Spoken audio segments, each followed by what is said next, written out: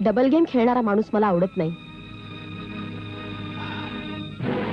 तुझा काहीतरी गैरसमज होतोय रत्ना. अगं लिलीचा आणि माझा काही संबंध नाहीये.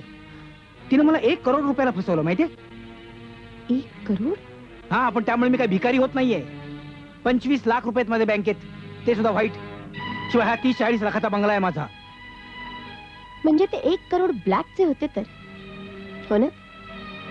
आजपासून मी सगळे धंदे सोडून देईन आणि एका सभ्य माणसाचं जीवन जगेन. पण तू मला अशी अंतर देऊ नकोस.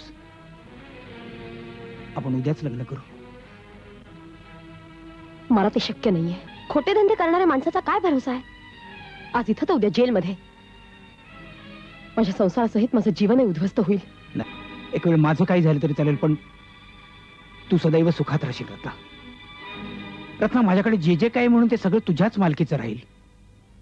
असं जर झालं ना, तर ही रत्ना सदैव तुमची बनून राहील.